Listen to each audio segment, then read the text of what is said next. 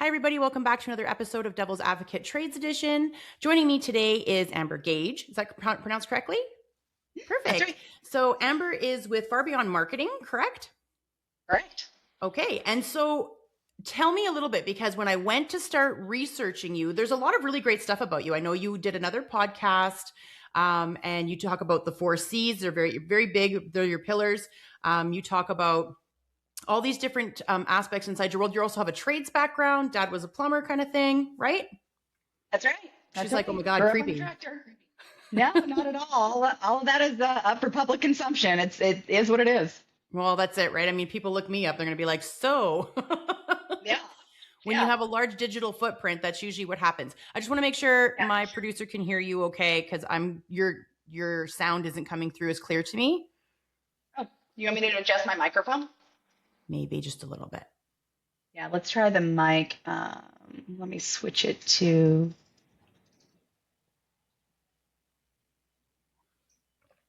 Which one is this? This is the blue. Like, which one is this? Well, and it's here, but it's not letting me click it. I can hear you better when you're closer, but I think you probably want to sit back. You're probably more comfortable sit back. Oh, I don't mind sitting closer, but I have a freestand mic for this reason. And it looks like the setting is not allowing me to switch to the mic, which is very weird. So let me, it might be a setting in Riverside. That's a producer question. While we're in the midst of podcast, Michael will be like, I've been summoned. I'm thinking he can fix it on his side. He's pretty good.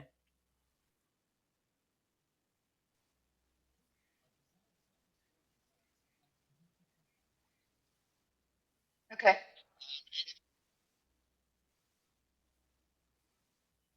Okay, sounds good. I'm also looking into my settings on my computer to see if I can switch it over to the mic. Because it looks like it's pulling it from my earbuds. Oh, I hate that when you like electronics is like, we're going to do this. And you're like, no. But yeah. And it's like, no, that's not what I want you to do. Thank you.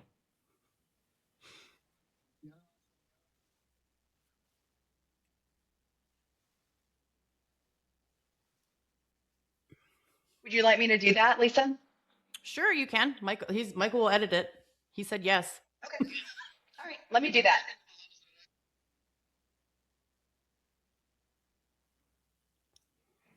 It's whatever Lisa wants. It's her show. Yeah, Michael, it's whatever I want. It's my show. I'm good. As I know he can work magic. So he's saying, yes, it's a go. I can fix this if it needs to be, or I can balance it out. Then I'm good. So we can just move forward. Okay. Sounds good. The fun trivialities of technical difficulties inside of podcasting and every other day life, right? It's so true. There's always something. What's that? No, why would we mark a new restart? This is funny. This is gold. Everybody goes through this. They go into meetings, virtual meetings, whatever. And then there's like 5 to 10 minutes of people trying to figure out their microphones because it worked 20 minutes ago, but it doesn't work now. Everybody be like, oh my God, I understand. It's true. It is true. Yep. It is true. Okay. So tell me, what role do you play in the marketing, in the marketing I'm an company? owner. I wear all the hats. You're the owner. No. Okay. Help me understand something, because when you go to Google you, so I Googled you and it has Far Beyond Marketing reviews, and it has this, not a wonderful thing to say. It says, and I mean, like, don't get me wrong. I always tell my listeners, be careful when you're doing reviews, because, you could be doing something so wonderful for 6 years and then one thing goes wrong and all the 6 years goes out the window, and then there's a review for one star. So I'm always be careful with this, but this is, if you're an owner, this is even better, because you need to know that it says reviews for Beyond Marketing or Far Beyond Marketing are highly mixed, with many negative employee reviews on Glassdoor citing misleading commission-based roles, high turnover, and questionable management. While client testimonials on the website and social media praise their effectiveness and strategic insights, suggesting different experiences depending whether you're an employee or client, potentially differentiating between the various companies using similar name. Did you know that? Interesting. Yeah. Yeah, I did not know that. But at the same time, I think they probably are differentiating different companies with a different name because we just Okay. rebranded a couple years ago. And we have a very tight knit team, and company culture is very important to us. And so I would be very, in fact, I just did an anonymous survey of my team members about a week ago because Yeah. I'm in a CEO series of learning how to be a better leader, where Yeah. I got the reviews of all of my team members about what kind of a leader I am. And Hmm. I don't think that information is accurate for our team. Okay. And the only so I know for me being like, oh, like I'm a one of one owner, so I don't have to Hmm. worry about all of that. But I do have to worry about my clients saying bad things about me. So Yeah. I always want to make sure, like every once in a while, I just go Google myself and look at my reviews and pay attention to what's going on. Just because you never know if something's got it wrong, and if you are Sure. on Google, you want to make sure you're correcting that because you don't want that associated with your company if it has nothing to do with it. If it's some, because I mean, I'm sure you're not the only company that has that name. No, we're not. In fact, there's a very large company in London that has the name. So when we were Yeah. trying to procure our URL, it was a bit of a hassle to get the URL. So yeah, I appreciate you letting me know. I do Google myself from every now and then. Hmm. We probably need to Google the company name too. Yes. Yeah, you could And Google the yourself. You're like, interesting thing is how that big is that my is a footprint? What's that? yeah, exactly. The interesting thing is the other company that's far beyond, it is a marketing company too. So it would not surprise me at all if that statistic was for the other company. Yeah. Well, and then people are Googling you and they're like, what do you mean? They're like, clients like her, but she's not nice to her staff. And you're like, no, no. All right. Both are No, here's my happy. here's my staff reviews. They just came in. That's good. I'm glad you do staff reviews. I think that a lot of people miss the mark on that, making sure their Really staff is important. happy.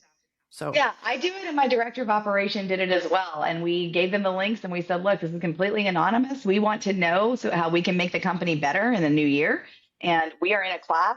Active learning, active growth is really important for everyone on our team. So yeah, we're trying to be the best leaders possible. So tell us where are our weak spots? What can we do better?" And they were very honest.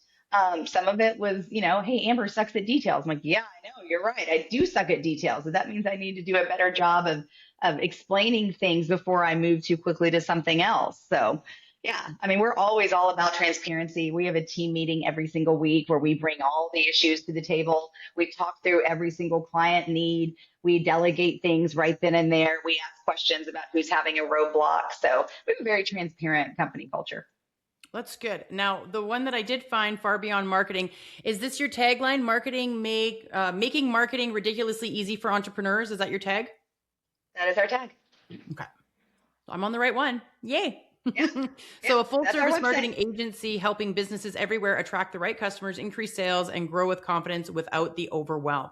So, tell me a little bit Yep. about you and how you brought in this, coming from a background like, well, growing up in and around trades and then deciding you want to do marketing. Did you always know you wanted to do marketing? Is it something you fell into? How did it work? Tell me how that all It's went down. something that my parents told me I was going to do. So no, I actually came back kicking and screaming because I didn't want to come back to the family companies. I was going to sing opera for a living until I realized that didn't pay the bills worth of crap. So I grew up in the family companies, and we had our company in our house for many, many years. And then eventually, my parents could afford to put it in a little two-room executive suite.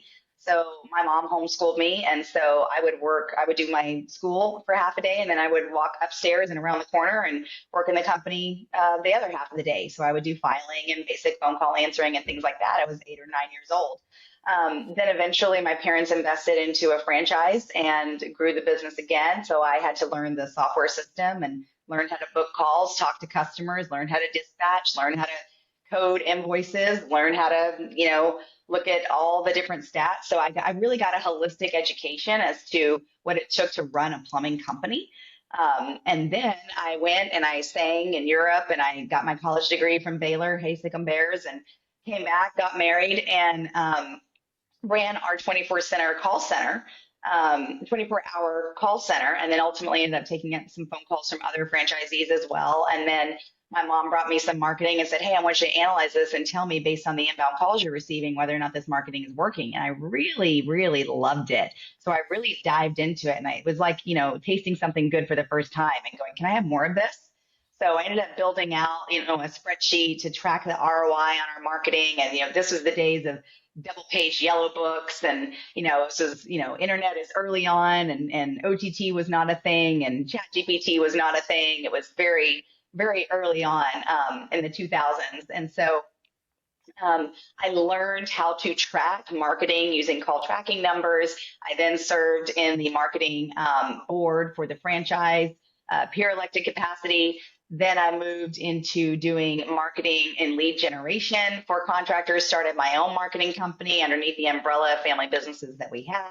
Ended up selling that marketing company to private equity in just 5 years. They really liked the concept. And then they brought me on to run that company for the private equity firm. Then I ran marketing for a manufacturing company.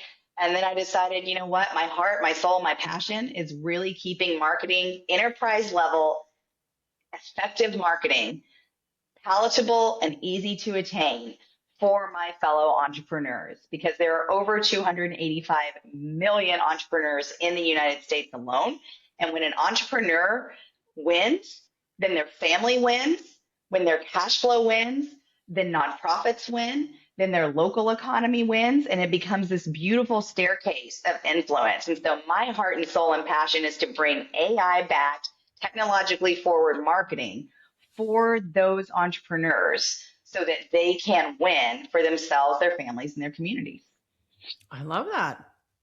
That's a good story. And I love that you said you're an opera singer. I was back in the day. And what, like a bass, an alto, a soprano?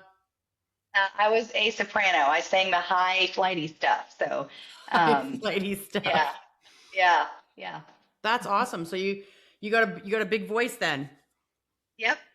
That's amazing. I think that's really cool. I mean, like, your parents gave you like the most amazing gift, which was how to run a company.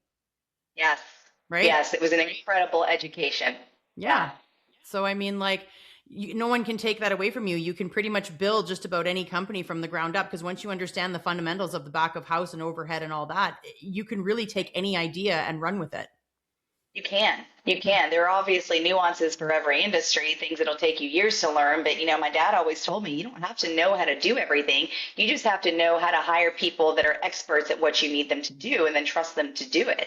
And that's really what I try and do with my team. I mean, my team is so much more talented than I will ever be. I may be able to cast a vision, but they are the ones that are beautifully and wonderfully creative. They are the ones that are excellent copywriters. They are the ones that are the skilled coders for our websites. I mean, I'm all about team member empowerment, because they need to absolutely understand that what they bring to the table every single day is a beautiful purpose for our clients. And that's why we're Far Beyond Marketing. We try to go above and beyond for our clients in every single thing we do.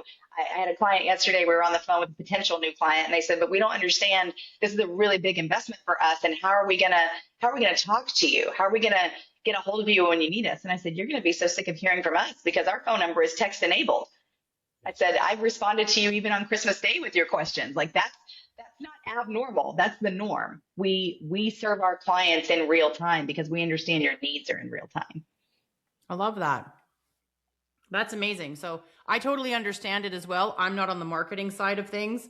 I usually try and hire people for marketing. I have a lot of different tricks for my own marketing as being being an entrepreneur. So and of course my producer that you met, so he helps me with the marketing stuff too. He puts me on all these little, throws me all these little nuggets of things that I can be doing in different applications and whatnot. And it makes my life so easy. It just takes me a few hours on a Saturday, and all my marketing's done for 2 weeks, which is amazing.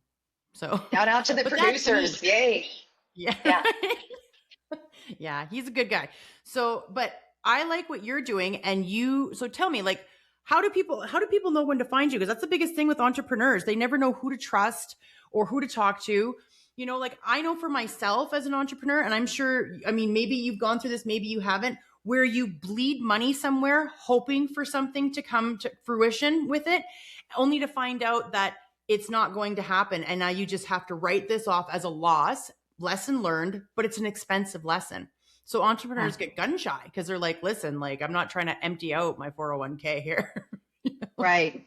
Yeah. Right. Yeah. It's a huge risk. And we are very blind. Look, we're in Texas, right? So we just shoot straight. It's very important to be aligned with your client from the get-go about what they are expecting out of the relationship. And, marketing is the first to blame for anything when something goes wrong. We had a client come to us because we were featured in a magazine article, and he was opening a restaurant, and he said, "Hey, I've never been in this area of fine dining before. I have run franchises, but this is different. So I know I have to approach the marketing differently." And we said, "How will you define success for us? What do you define success as?" And he said, "I want 300 reservations in my first month." And we said, "Okay, we have this much time before you open your restaurant. We feel like we can do that." At the end of the day, we got him 585. And he fired us because he said it didn't work. And we were like, "Okay." And I said, "When it doesn't work, how do you define that it doesn't work? We got you a website, we got you 585 reservations, we grew your Instagram followers to 1,100. Why does this not work?" He said, "Well, I had 100 cancellations, and I have some days on my calendar when I don't have any reservations at all." And I said, "Well, you know that we can't control when people book. We can only present them with the opportunity."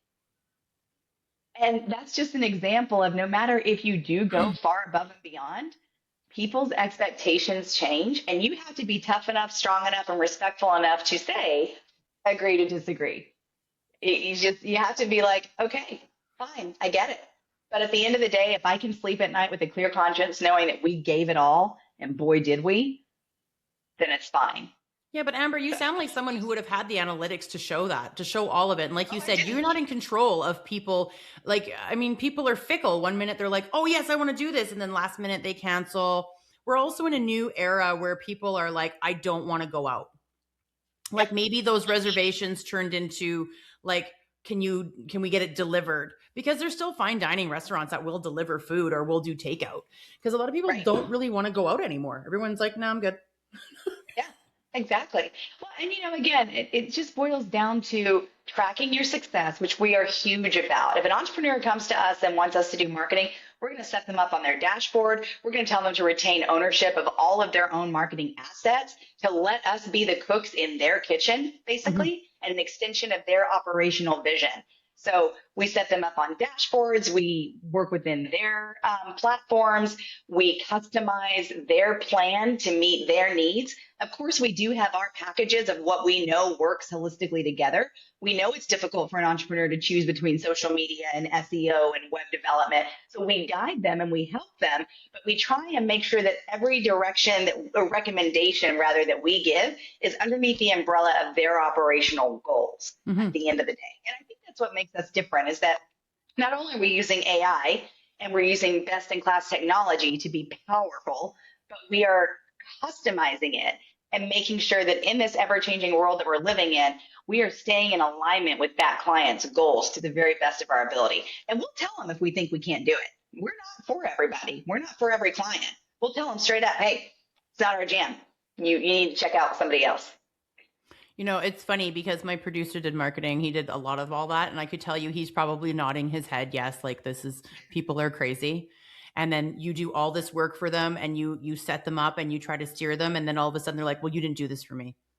And then they don't pay you for months, or they fire you, or they're mad. And you're like, "What are you talking about?" And you show them the analytics and you're like, "You should have this." Or, "I can't control if someone, if you guys didn't book it on your side, or there was bad service, or if they decided to cancel, like that, those aren't within my control. This is what you asked for. This is what I delivered." And I know that him and I have had those conversations, and he's just like, "Ugh." Yeah. Yeah. It's so true. It's so true. That's Yeah. why it's important to go, look, this is where marketing ends and this is where operation begins. And you just have to have the fortitude to go, "I'm sorry you're unhappy, but I'm not going to own that for you." Mm-hmm. See, and I got screwed over by a marketing firm. The marketing firm had me going for a year, and I remember I talked to my producer about it because I was so mad. I had spent like $12,000 on a marketing firm, nothing, zero ROI for 1 year. And I went after them after 6 months, was like, "This is insane. I can't keep paying this. You guys are making me bleed money, and there's no return on investment at all. Like, this is insane." And they're like, "Well, you're very niche and blah, blah, blah." I'm like, "Then you should release me from the contract if I'm so niche that you can't do this." I'm like, "I'm really not that niche." I'm like, "It is, but with what I'm doing, I'm a one of one in the entire industry. I basically can Right. monopolize it because nobody else does what I do.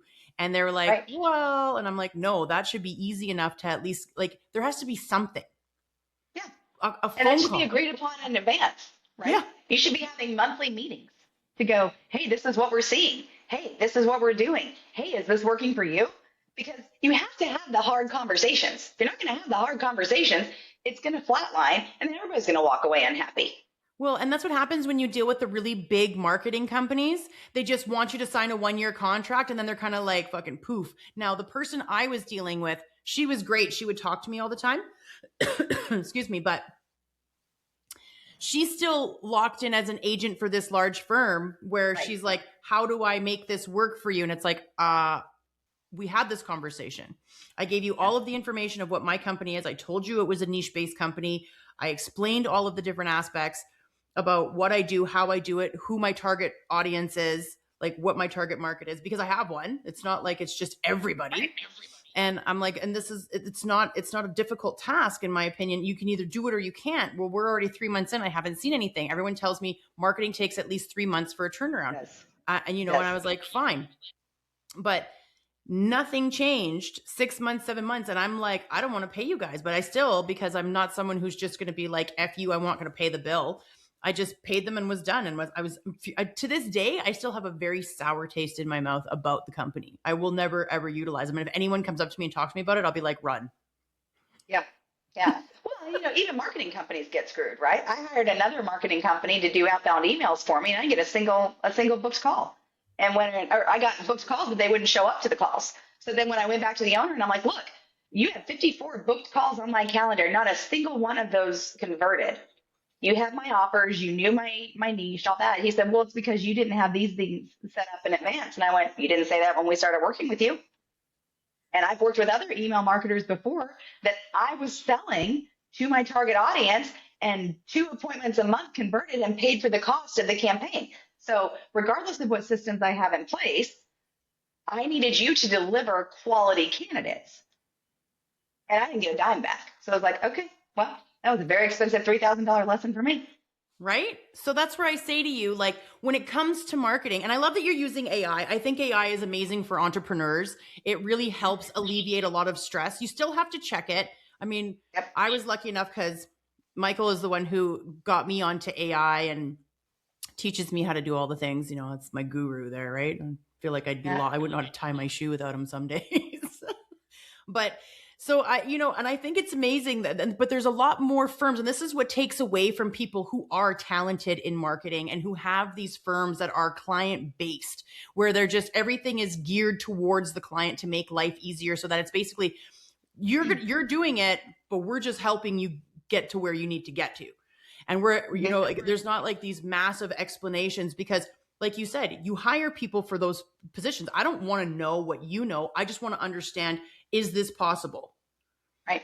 Right. So that's where I say to you, where do you, like, when you're pitching out your company, because we all have to pitch at some point, what is the best pitch that you can give people? Because there's so many marketing firms and it gets so loud for people and they don't know where to go. I have to solve the problem that they're having right now. I have to establish their pain and their pain level. If they're not in pain, they're not going to buy. Mm-hmm. So if you're not in pain enough, then you're not going to be motivated to put the money forward to solve the problem, number one. So if you're not in pain, don't talk to me. Mm-hmm. If you are in pain with your marketing in one capacity or another, tell me how it's affecting your business. Is it because you don't have a lack of clients? Is it because you have a decent amount of clients, but you want to grow? And you want to grow, but you don't know how. All right. That becomes a branding conversation. Is mm-hmm. it that you have clients and you are growing, but you're ready to explode? Great. That becomes a PR conversation. Is it that you are growing and you don't have the infrastructure to do your marketing so that you can continue to grow? Great. That becomes a tactics conversation. So when we're having a conversation, we're always going to lead with, what's the problem that you're experiencing operationally? Backtrack that into, what is the solution that marketing can provide? Does this tactic make sense to create the results that you're wanting to find? Okay, then here's setting the budget and the expectation and the timeline for achieving said results.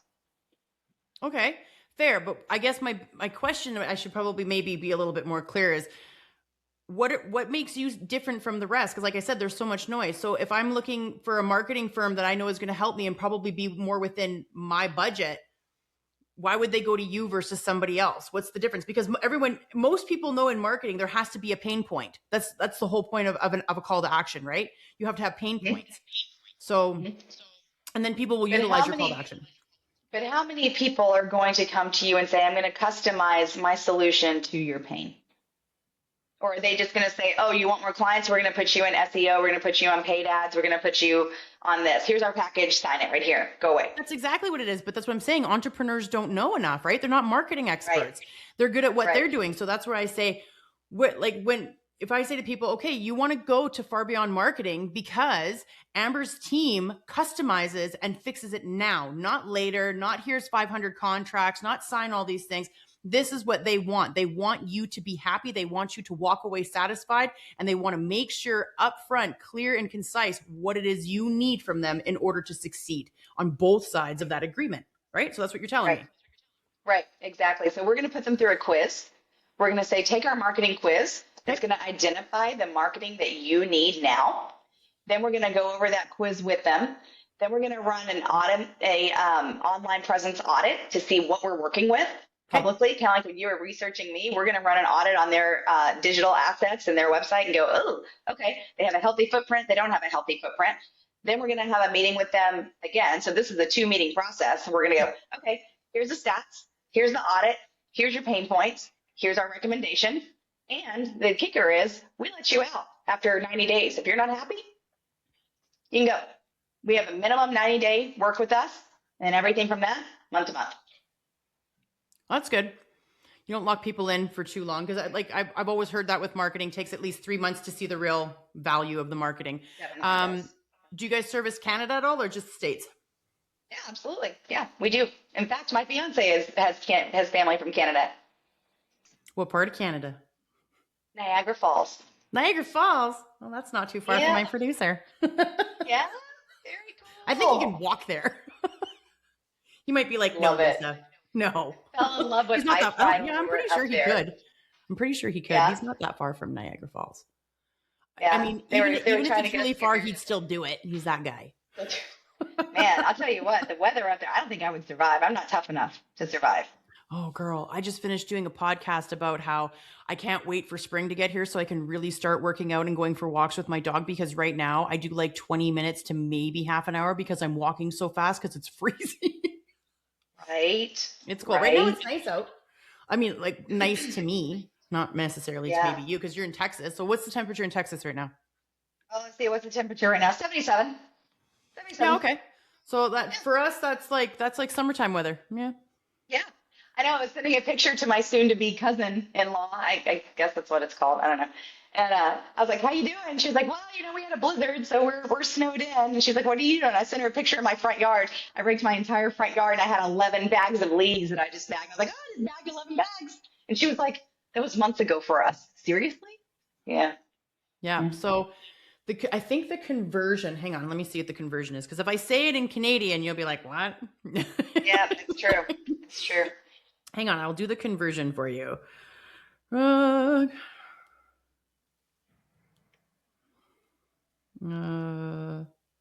Celsius to Fahrenheit. There we go. Temperature in Celsius would be, so we're 35 degrees. Holy cow. And that's warm to us. That's like t-shirt weather. T-shirt weather. Nope.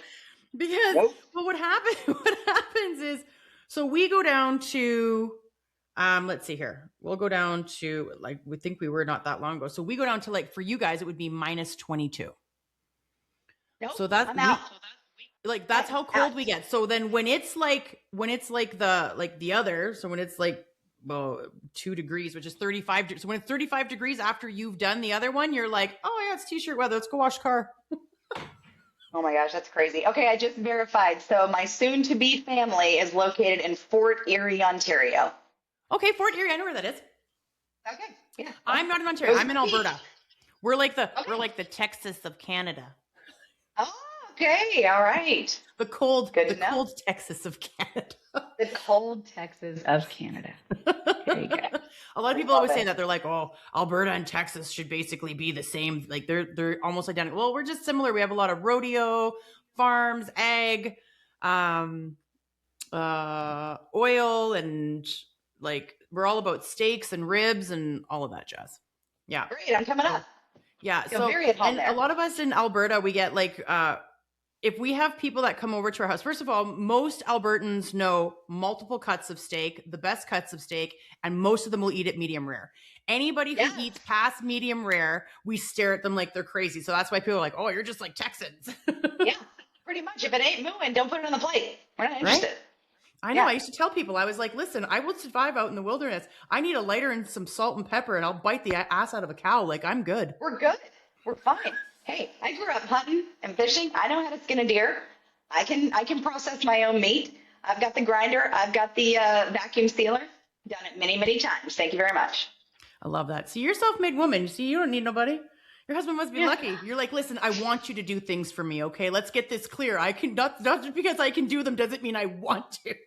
Have you seen those Instagram reels? It's like, oh, that was really fast. You fell in love, you fell for him really fast. And it's like, no, that man took my traumatized ass, threw it over his shoulder, and said, I'll take this one. That's how that went. And you were like, yes, please. Yeah, pretty much.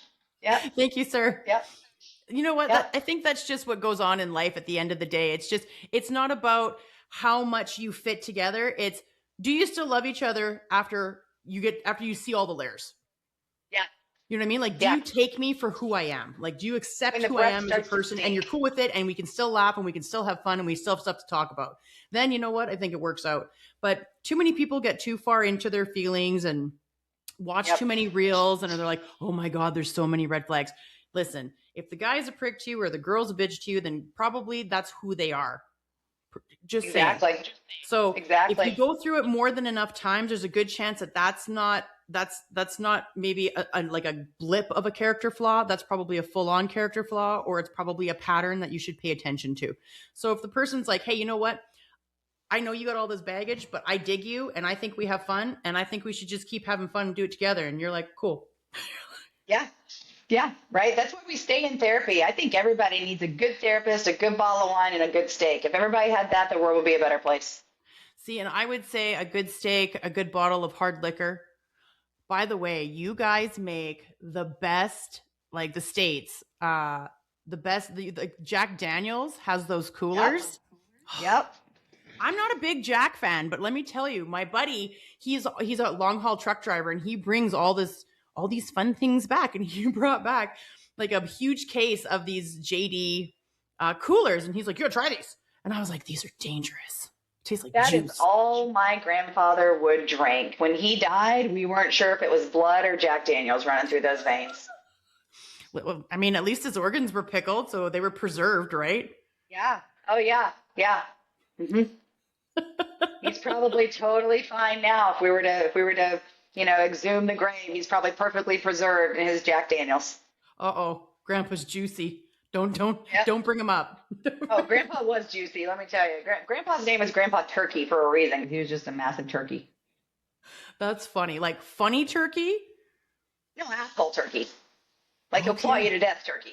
Yeah. You knew that he loved you when he would insult you. So like his nickname for me, I can't believe I'm saying this on the air. But yeah, because I was an opera singer, his nickname for me was Dying Calf in a Hailstorm. That's love, girl. Oh, isn't that love? I mean, isn't that That's just love. like, yeah, like Let me tell you I'm the something. favorite.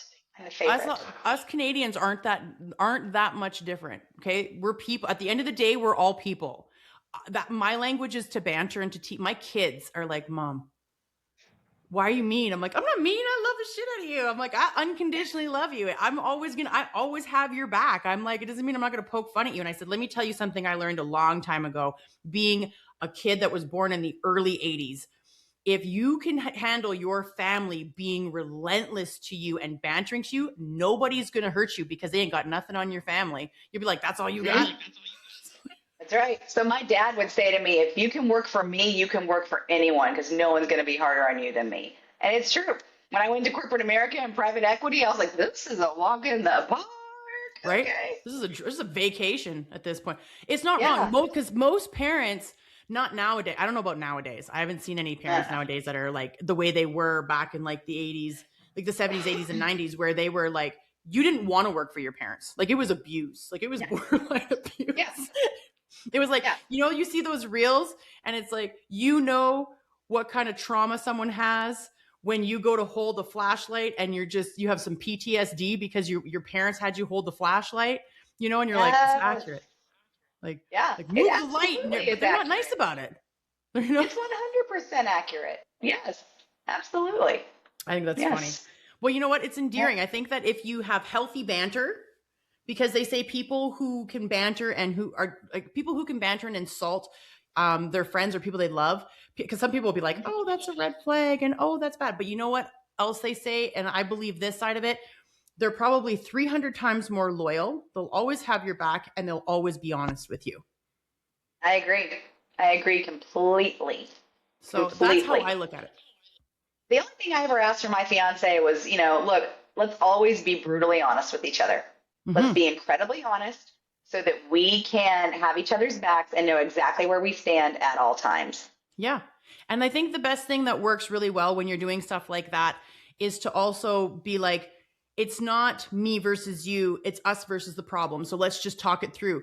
Just because I'm having these feelings doesn't mean that I'm putting them on you. It means I'm saying my interpretation is bringing up this in me. Help me understand your side of this. Because people say shit all the time. And you don't realize how impactful your words can be to certain people because you don't live the same lives and have the same experiences as them. So, like, I call my kid a little shit. And, like one kid, like his one friend was like, my mother would never say that to me. And my son's like, it's a term of endearment. And I'm like, yeah, so, but that's just, he's mouthy. He's like his mother, so, you raise kids that, are mouthy and you want them to have a voice. You can't be mad about it after the fact. This is how you raised them. So, but I love that about me the other day. Yeah. I tell everybody, I'm not raising a little robot. I'm raising a critically thinking, intelligent human being. Yeah. And I've got one shot at this. So, I know I'm going to screw him up somehow. So it's either a college fund or a therapy fund or both. I don't care. I'm sorry, I'm not perfect. But my 9-year-old looked at me the other day and he goes, Mommy, you really should give more context when you speak. And I was like, bite me. But you know what? He was like, I'm just saying, if you want me to do something, I need some more context here. I'm like, oh, shit, you are just like me. Okay. Right? Yes, sir. Like, you want to know how you sound? Have a child. Have a child. It's so true. It's terrifying. Even the way he talks to our dog. I'm like, oh, I say that all the time. I know. My daughter's the same. My daughter loves her cat the way I love cats. Like, she'll smother its face into hers and sniff it and smack its little side all lovey. And she's like, oh my God, I love you so bad. And that's what I do. And I'm like, oh my God. I'm like, you are my child. You are my child. Yep.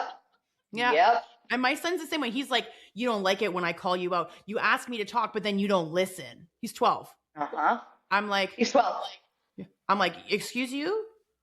And he goes, well, I'm just saying, Mom. And I'm like, nobody likes being called out. You make that sound like it's like you've had an epiphany about it. Like you've come up with something that's original and new. Nobody likes being called out. The difference is that I'm allowed to have feelings about it. I'm allowed to sit in my feelings about it. And you're not allowed to make me feel bad about the feelings I'm having because you have an attitude problem. Because one of two things is going to happen. Either I'm going to correct you, either I'm going to swat you, or either I'm going to walk away and think about what you've said before any of the above happen. Yes, it is so true. And he's just so like, true. Why you gotta be like that? And it's so funny because I always cuff him upside the head because he's such a mouthpiece. And then he'll be like, why you always gotta hit me, Mama? That's abuse. I'm like, boy, you don't know. You something. That's a cuff upside the head. It ain't even hard. You don't know. You have no idea. Nope. Yep, they don't. They don't have a clue. Don't. No, they really don't. They don't. Well, this was fun. This was like one of the most fun conversations that I've had. I know, right? This is why I do it, because you got to have fun. I mean, people want to figure out who you are and what you do. And the one thing that I love, and this is the way that I help everybody market themselves on my podcast, is to bring out just a regular side of you. Yeah. Yeah. You know? Absolutely. And then people are like, oh my God, I remember you. You talked about this. And then you'll be like, yes, I did. And it has nothing to do with marketing, but they remembered who you were and that you were a marketing guru because of something that you said that may have resonated with them on the personal side. That's the importance of a powerful personal brand, because people buy from people that they know, like, and trust. And when you're the face of the brand, they're buying you. They're not buying your company. They're buying you. And I tell my clients that all the time. I'm like, if you're not standing by your company principles, if you're not walking the talk and talking the walk or whatever, it's just not going to work. It's true. It's not going to work. Yeah. And that's why when I do my podcast, I always try and create a light side of it and bring out your personal side a little bit, just so that people can kind of identify or have things that resonate with them, things that they've gone through. Right. And they'll be like, oh yeah, absolutely. So, and I mean, the one thing that I always get people to talk about, which is fun, is kids. Kids is an easy topic because we're all kind of going through the same thing. We're all trying to maneuver this new generation. Yeah. Excuse me. When I say new generation, so our kids, because you said your child is 9, your daughter's 9? Yep. My son is 9. Your son is 9. How old's your daughter? I don't have a daughter. I just have the one son. Okay. Yeah. So you have one son, so he's 9. So he's considered Generation Alpha. Oh. My son is Generation Alpha. Because your son was born 2016? Yep. Okay. So my son was born 2013, and I believe 2010, 2011 is the cutoff from Gen X. No, sorry, Gen Z, Gen X. Jesus, I'm closer to Gen X. Gen Z, and then goes Gen Alpha, and they call it the honey badger. The honey badgers, right? Right. That is fantastic. Honey badger don't care. Have you seen that on YouTube? It is awesome. Yes. And when they said that this is the honey badger generation, I was like, bang on. Bang on. Oh my gosh, that defines my child. So now you learned something new today. Your son is part of the Generation Alpha honey badger generation. I'm going to get him a t-shirt with a honey badger on it. Given. 0. Absolutely. Yeah, that pretty much defines my child. Mm-hmm. Yeah. So get this. So my mom's in the House of Representatives of the state of Texas. Okay. So she's a politician through and through. Mm-hmm. And last night we had the governor at her house for a fundraising event. Okay. And my son, thinking that the world revolves around him because he's an only child and the world does revolve around him, he's sitting on the couch while the governor is speaking. And he's doing the whole leaning back thing, where he's like, I just look at him like, sit straight, right? He's like, I'm trying to control my energy, but I'm just so bored. I'm like, you're in the room with the governor and you're bored. Okay. I was like, just give me a couple minutes, kid. Just a couple minutes. Can we show a little bit of gratitude? Just a little bit. Yeah. He wanted to go downstairs and play with Legos. Like yeah. I mean, girl, in fairness, it's the governor. I mean, I ain't going to lie to you. I mean, even as an adult, some of us would be bored. Yeah, I get it, but you still show respect for the people in the room. Like, I know. You don't raise your hand. In fact, he was standing up there with my mom, and she was like, he was like talking to her, and she goes, "You need to go sit down now," because he was just like, "You need to just go. You need to go. Don't go away mad. Just go away." Just go. Oh, she doesn't care if he goes away mad. Trust me, it's my mother. Mama's She's like, going to make you tough. You better take it's your not child, my girl. Yeah, she looked at me at 15 years old. She goes, "I just want you to know I'm done raising you. Don't screw this up." Okay. Good talk, Mom. Yeah, that was my mother. That was my mother. But that's why you're such a strong, independent woman. That's why you can you can go, you can go find dinner, kill it, skin it, and make sure it's, vacuum sealed, girl. Plus you can sing the whole time like fucking Snow White and bring all the birds to you. You know what I mean? It's not your milkshake you're bringing to the yards. It's the does and the deers you're bringing to your yard. Okay. Don't worry about it. As long as it's not 7 dwarves, I don't have time for that. Girl, nobody got no time for that. All right, my dear. Well, it was so wonderful speaking to you, Amber. You're such a delight. And I'm excited about what your company does. Thank you for letting me know what was going on in the beginning. Because I remember I pulled Michael in and I was like, oh my God, I'm going to have to ask her about this. And I don't want it to be uncomfortable. Yeah, but at the same time, I mean, Michael's always all about the, play the devil's advocate role. And I'm like, I don't know if I can poke people with a fork too much. Are you kidding? I'm That's not the fun girl. part. Poke. Right? Poke.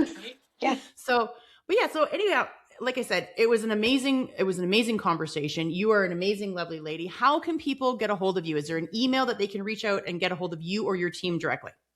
Yeah, absolutely. Just email us at amber@farbeyondmarketing.com. I'm the one that checks it, and we'd love to chat with you. Go to farbeyondmarketing.com. We've got some nice giveaways there. We'd love to connect. We're also on all the Instagram, Facebook, and all that jazz. So follow us, like us, connect us. We're here for you. I love that. I'll make sure that I connect with you as well when this goes out, and I'll make sure that I tag you on everything so that you can also put it to your media as well. Perfect. And we will cross tag and reference and give you a 5-star review, girl. Oh, well, thank you. I appreciate that.